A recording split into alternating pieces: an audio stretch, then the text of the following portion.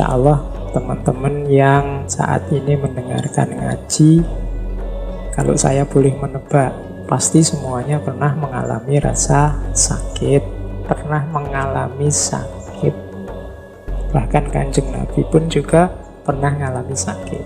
Tidak masalah, sakit itu manusiawi, bukan aib. Sakit itu jadi aib ketika ada kesepakatan masyarakat yang keliru. Nah, insya Allah semuanya pernah sakit. Sekarang kita baca fenomena sakit dalam diri kita. Yang pertama ada aspek internalnya rasa sakit. Ini yang mempengaruhi sakit, tapi ada dalam diri kita. Sakit itu ternyata bahaya tidak bahaya, gawat atau tidak gawat, aspek variabel yang menentukan banyak. Tidak cuma dari jenis penyakitnya, macam-macam ternyata. Kita lihat variabel internalnya rasa sakit. Yang pertama jelas sifat penyakitnya. Ada yang akut, ada yang kronis, ada yang menular, ada yang bawaan, ada yang turunan, ada yang primer, ada yang sekunder, ada yang sudah terminal, macam-macam. Nih, kalau teman-teman ingin tahu satu-satu apa saja yang dimaksud, ya belajar ilmu kesehatan. Apa bedanya akut sama kronis? Cirinya apa sih penyakit bawaan itu, menular atau tidak? Ini turunan apa dapat dari pengalaman sehari-hari? Ataukah ini penyakit primernya apa sekunder? Pusing saya ini memang sakit kepala pusing atau karena penyakit yang lain? Atau sudah terminal apa belum ya sakit saya ini? Nah, itu menentukan sakit.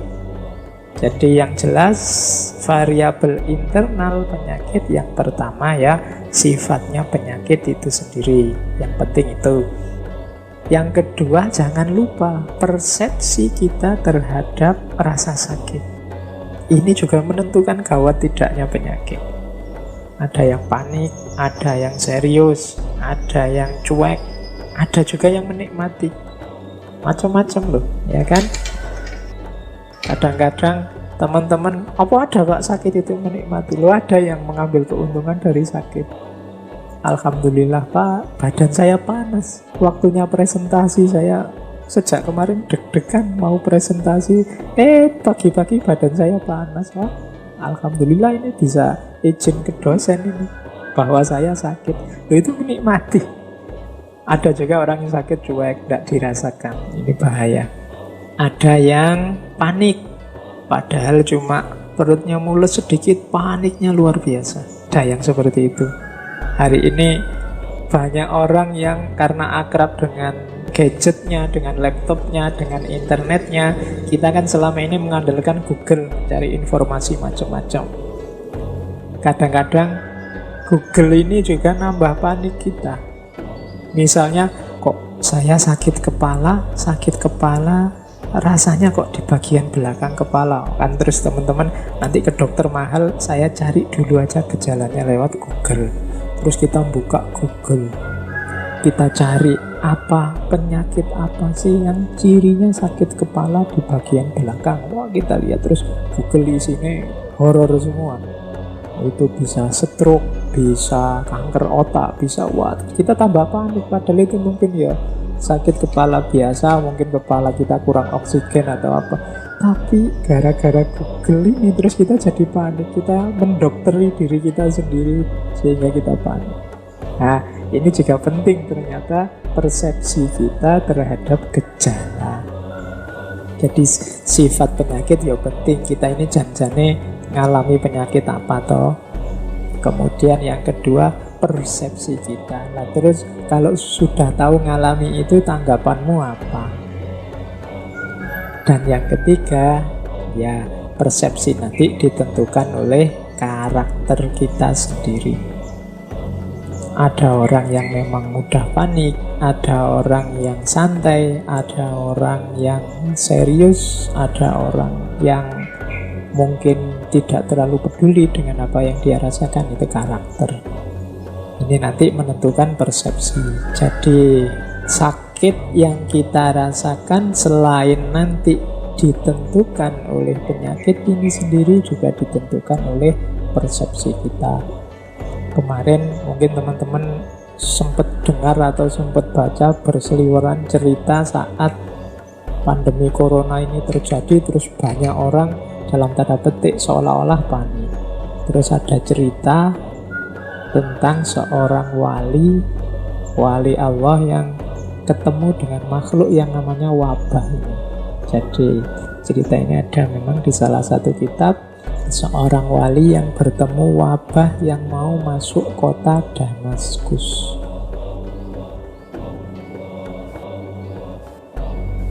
Jadi wabah ini papasan dengan si wali ini, terus ditanya oleh wali ini, engkau mau kemana?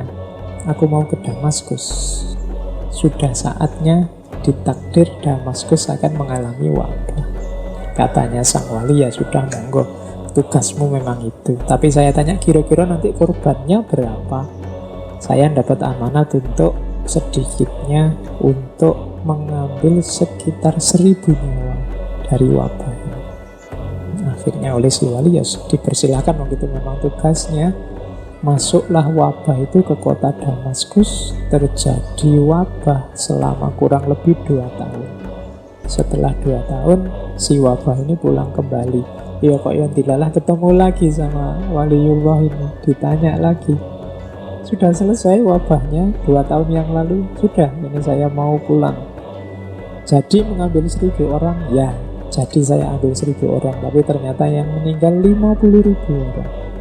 Loh, kok bisa? Kamu kan cuma bertugas mengambil 1000 nyawa. Iya, saya ngambilnya 1000 sebenarnya, cuma yang 49.000 ini panik. Yang 49.000 ini bingung karepe dhewe, terus jadi sakit, jadi meninggal. Akhirnya ya 50.000. Ini cerita ini kita dengar kemarin ya. Banyak yang menceritakan versi ini. Itu maksudnya apa? Ternyata penyakit itu tidak hanya ditentukan oleh jenis penyakitnya. Sikap kita juga menentukan. Karakter kita terhadap penyakit juga menentukan. Makanya tetap sakit apapun yang kita miliki, cara berpikirnya harus tetap optimis. Itu saya bawa quotes dari Hippocrates yang dikenal dengan filosof Yunani yang concern dengan ranah kesehatan. Kapan-kapan kita gali ya gagasan-gagasan beliau. It's far more important to know what person the disease has than what disease the person has. Katanya Hippocrates, lebih penting untuk tahu what person the disease has. Orang seperti apa yang ditimpa oleh penyakit, dibandingkan tahu penyakit apa yang menimpa seseorang. Ini seperti penjelasan tadi sebelumnya, karakter seseorang, sikap seseorang, watak seseorang terhadap penyakitnya itu menentukan juga terhadap, lebih menentukan dibandingkan penyakit apa yang menimpanya. Ini teorinya Hippocrates. Saya ada 1-2 teman yang menurut saya beliau ini sakit. Banyak orang yang menyarankan dia, Pak, mbok check up, mbok dicek dan macam-macam itu. Tapi beliau ini punya pandangan bahwa saya takut mau ngecek ini.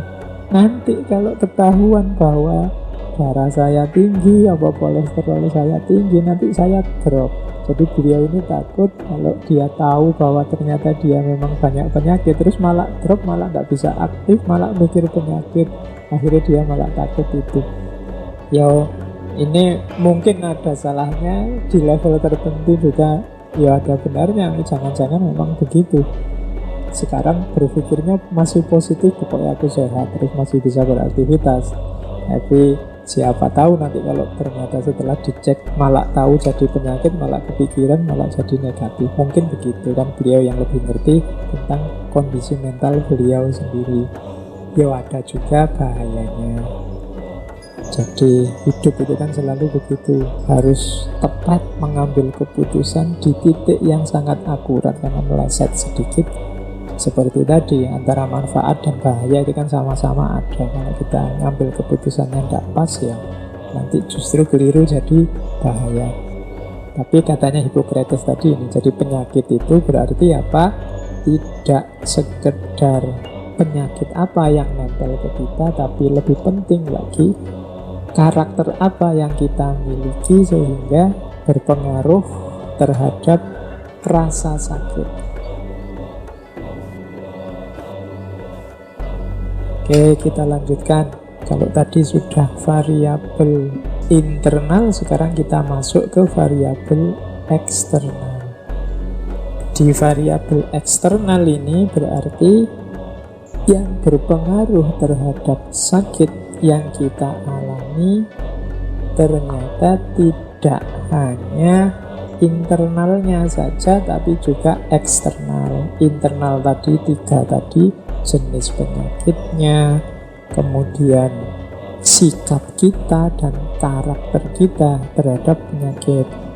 Kalau yang eksternal ini berhubungan dengan yang pertama, dengan masyarakat. Jadi masyarakat juga di sekeliling kita ini juga penting loh, berpengaruh terhadap sakit yang kita alami. Ini masyarakat sekeliling kita ini tipenya menguatkan orang yang sakit, menyusahkan orang yang sakit, atau tipe cuek saja kalau ada tetangganya sakit. Ini juga berpengaruh. Jadi ada masyarakat yang sangat peduli, ada masyarakat yang cuek, atau jangan-jangan ada masyarakat yang tidak peduli. Sakit atau tidak sakit, masih harus menetapi kewajiban-kewajiban kemasyarakatan misalnya. Ini menentukan juga ternyata terhadap kondisi sakit. Yang kedua, nilai dan budaya di tengah masyarakat juga menentukan. Ada zaman saya KKN dulu, ada masyarakat yang kalau sakit tidak percaya dokter, lebih percaya pada paranormal yang hidup di kampung itu. Itu nilai dan budaya di tengah masyarakat. Lebih percaya pada misalnya pengobatan herbal, itu kan nilai dan budaya di tengah masyarakat. Tidak mau obat kimia, maunya obat-obatan yang diambil dari alam. Ya meskipun sebenarnya kimiawi itu ya termasuk bagian dari alam sebenarnya. Tapi akan ada orang yang tidak mau obat buatan pabrik, maunya racikan jamu dan macam-macam lah. Yang pandangan-pandangan ini kan banyak di tengah masyarakat. Ini mempengaruhi juga kondisi si sakit. Ada juga yang ketiga, pengaruh ekonomi. Kalau ini saya tidak perlu menjelaskan ya. Ya ekonomi ya penting. Saya Pak, ndak anti dokter sih, apalagi kalau bisa ya ke dokter spesialis, nih ya biayanya ndak ada ya Pak. Ekonomi itu kan menentukan juga. Saya cukup Pak minum ramuan daun ini, lah kok ndak ke dokter, ndak kuat bayar. Oke, ekonomi ikut bermain. Ada sakit yang muncul karena ekonomi, mungkin karena pepetan ekonomi, terus yang dikonsumsi tiap hari jadinya tidak berkualitas sehingga mudah sakit. Ada pengobatan juga yang terpengaruh oleh ekonomi, kuatnya bayar yang mana, bisanya berobat kemana, itu juga ekonomi. Jadi ini tidak perlu saya jelaskan. Berpengaruh juga layanan kesehatan. Uang ada sih, kemudian mau berobat ke dokter, tapi rumah sakitnya jauh, kebetulan rumahnya di daerah-daerah pelosok yang tidak terjangkau, itu juga berpengaruh. Ini variabel-variabel eksternalnya sakit. Mungkin di aspek-aspek eksternal ini ya, kalau ada masalah kita harus bareng-bareng mencari solusinya, khususnya mereka yang punya kuasa, para pemimpin, pemerintah itu yang punya kewajiban mencari solusi kalau di ranah eksternal ini ada masalah. Masyarakat, nilai dan budaya, ekonomi, dan juga layanan kesehatan. Makanya tetap sakit apapun yang kita miliki, cara berpikirnya harus tetap optimis.